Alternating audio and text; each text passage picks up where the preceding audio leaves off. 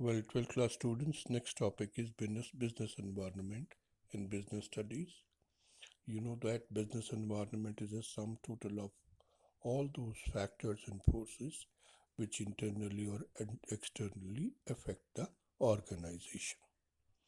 तो business organisation कोई भी हो उसमें business environment most important role अदा करता है, क्योंकि जिस सराउंडिंग्स में जिन कस्टमर से, जिन सप्लायर से, जिस वातावरण में काम करना है वो मोस्ट इम्पॉर्टेंट रोल अदा करता है। जहाँ तक ताल्लुक़ है बिजनेस एनवायरनमेंट का, तो ये हमारे लिए बड़ी इम्पॉर्टेंट इसलिए है क्योंकि ये हमें बताती है कि हमें कहाँ कहाँ से अपॉर्चुनिटी मिलेगी काम करने की। हमें ये बताती है कि चेंजेस से हम लोगों को कितना फ़ायदा है और कितना होगा आगे। पहले ही हम प्लान कर लेते हैं इसके थ्रू कि कैसे काम करना है, अपनी स्ट्रेटजी वैसे बनाते हैं, टेक्नोलॉजी वैसे बनाते हैं और अपना जो मार्केट जो हमारी स्टैंडिंग जो है उसको उसी तरीके से शेप करते हैं और अपनी रिसर्च एंड डेवलपमेंट को भी वैसे ही बनाते हैं। सो ओवरऑल बिजनेस एनवायरनमेंट जो है इसका हमें पता होना या इसका एडवांस में ही हम लोगों को पता करना हमारे बिजनेस की एडजस्टमेंट के लिए इम्पोर्टेंट रहता है।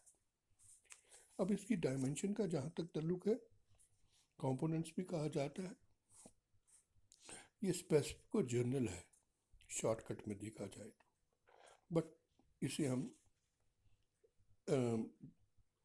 एक लार्जर कॉन्टेक्स्ट में देखेंगे तो उसमें लार्जर कॉन्टेक्स्ट में ये इकोनॉमिक एनवायरनमेंट बन जाती है नंबर वन, जो इकोनॉमिक फैक्टर्स को इंक्लूड करती है, जैसे हमारे फैक्टर्स ऑफ प्रोडक्शन है, डिस्ट्रीब्यूशन ऑफ वेल्थ है, सोशल सेटअप से रिलेटेड होती है, इकोनॉमी उसका इंडस्ट्रियल वे क्या है, पॉलिसीज़ क्या है, वहाँ का टैक्स स्ट्रक्चर क्या है, वहाँ का मॉनेटरी पॉलिसीज़ क्या है, ये सारा जो है हम इकोनॉमिक एनवायरनमेंट में पढ़ते हैं।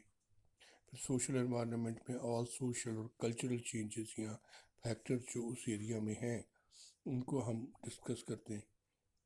दैन पॉलिटिकल में वहाँ की हालत, political ideologies, political system, attitude of the society, sections, ये सारा हम पढ़ते हैं। फिर लीगल या रेगुलेटरी एनवायरनमेंट में डिफरेंट लॉज जो वहाँ पे लगते हैं, जैसे कैपिटल मार्केट कैसे चलती है, लाइसेंसिंग सिस्टम का क्या सिस्टम है, तो ये सारा हम इसमें इंक्लूड करते हैं। और then we have technological environment की, वहाँ की टेक्नोलॉजी कैसी है और उसमें नई चेंजेस क्या लानी पड़ेंगी, वो हम सारी चीज़ें इसमें डिस्कस करते हैं जब डायमेंशंस को लेते हैं। अब next is LPG, liberalisation. Government of India का जहाँ तक ताल्लुक़ है, 1991 में एलपीजी इसलिए बनाई गई क्योंकि new industrial policy I, new direction I, world को एक ग्लोबल विलेज माना गया। ये ज़रूरी नहीं थी कि मार्केट हिंदुस्तान में हो, सारी दुनिया में चले।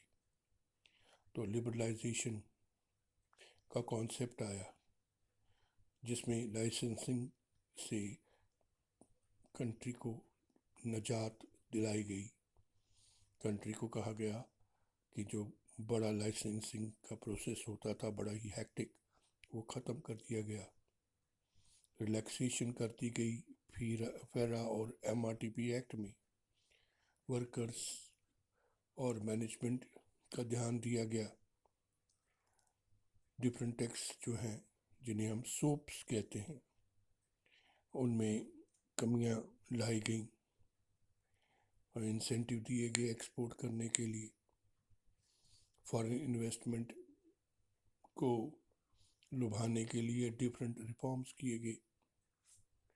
दूसरा हुआ प्राइवेटाइजेशन, कि प्राइवेट हैंड्स में या उनकी इक्विटी, उनकी कंट्रीब्यूशन बढ़ाई गई, क्योंकि पब्लिक सेक्टर जो था वो हिंदुस्तान में نقصان دے رہا تھا، تو ڈس انویسٹمنٹ کر کے پرائیویٹ سیکٹر کو آگے بڑھانے کی سوچ آگے بڑھی.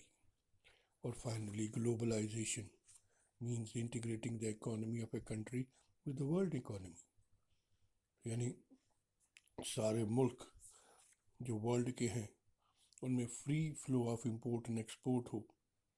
فارن ایکسچینج ریگولیشن جو ہیں وہ اتنی لمبی چوڑی نہ ہو، اس کے لیے گلوبلائزیشن کا پروسیس شروع ہوا. اور اس طریقے سے جو گورنمنٹ کی پالیسیز تھی ان کا ایک پازیٹیو امپیکٹ پڑا اوور آل انڈین اکانومی پہ. کمپٹیشن بڑھ گیا فارن کنٹری کے اور ڈومیسٹک فیکٹریز کے بیچ میں. آسانی سے بزنس کے رول ہو گئے.